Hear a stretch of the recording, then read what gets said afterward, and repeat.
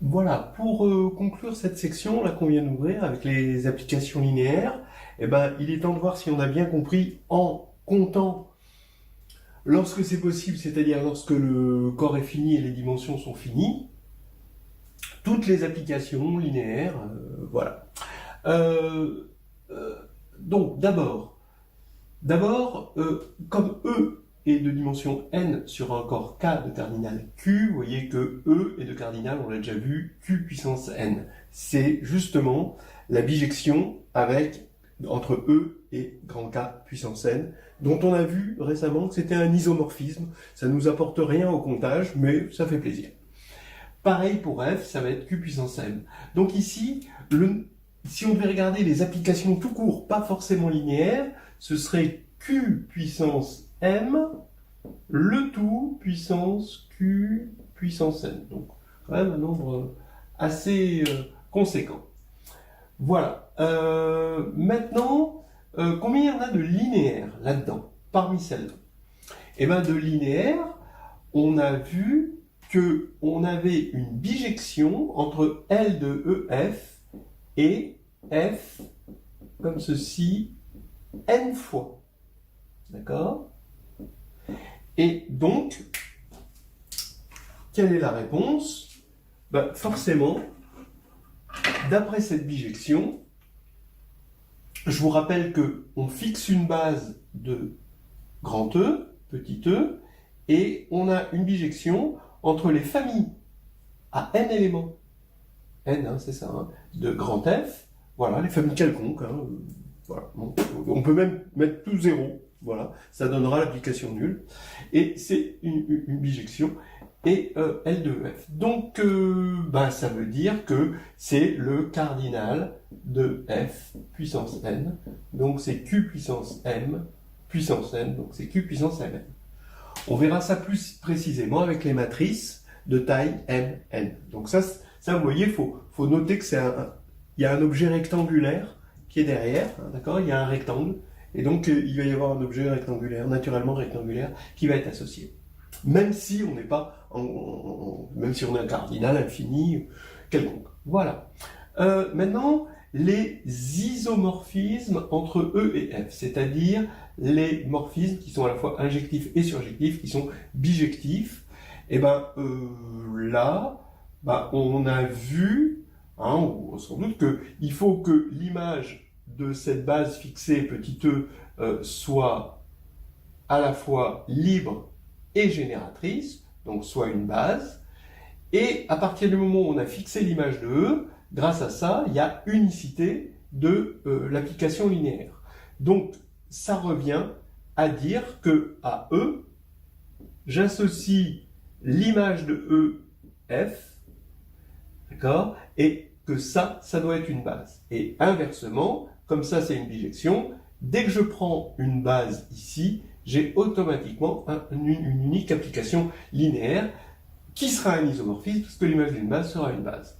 Et donc, on va avoir, il suffit de compter le nombre de bases, et ça, on l'a déjà fait.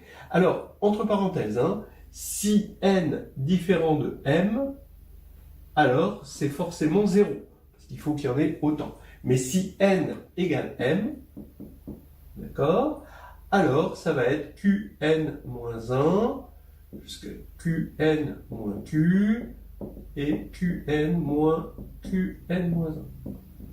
Voilà. Donc ça, on a calculé le nombre d'isomorphismes. Donc c'est soit 0, soit ça. D'accord? C'est-à-dire que c'est comme si on multipliait par le symbole de Kronecker, delta nm. Voilà, en général. Maintenant, les injections linéaires, on a vu que dans cette correspondance, d'accord, la correspondance qui est ici, il suffit d'associer un élément ici pour avoir une application linéaire, un élément de f, grand F puissance n, mais il faut que cet élément soit une famille libre. Donc, si n est inférieur et supérieur à m, alors c'est forcément 0, on ne pourra pas injecter, d'accord, voilà. Et donc ça se sera précisé bientôt avec la formule du rang, hein, avec les noyaux, tout ça, les dimensions de noyaux. Mais on voit bien que si n est strictement supérieur à m, c'est impossible d'avoir une injection. Hein. Et le nombre d'injections, ici, bah, ça va être le nombre de familles libres à n éléments dans F, d'accord, qui va être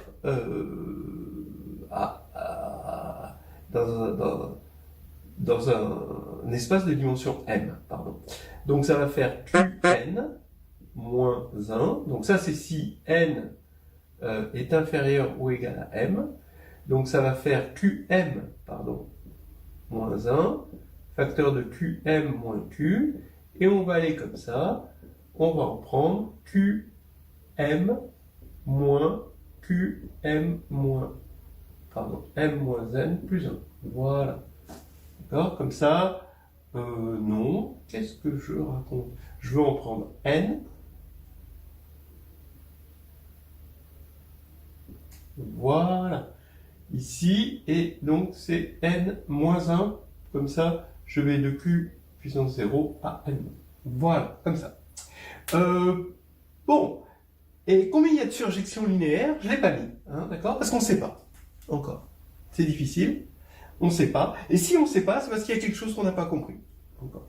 Il nous manque un théorème. On ne sait pas faire, c'est pas parce qu'on est bête, hein, c'est juste parce qu'on n'a pas encore les outils. Et le prochain outil qui va vraiment être décisif dans ces histoires de dénombrement pour obtenir la surjectivité, c'est la dualité, encore une fois. Pub. Ok. Je vous rappelle, hein, quand même, ce serait dommage, que dans la théorie des ensembles, on prend un ensemble fini de cardinal petit a et grand B de cardinal petit b. Le nombre d'applications de A dans B, c'est B puissance A. Et bon, ça on l'avait déjà un peu dit ici, sous-entendu. Et le nombre d'applications injectives, il faut choisir B, B-1 jusqu'à B-A plus 1. Donc vous voyez ce que ça devient quand c'est dans des choses linéaires.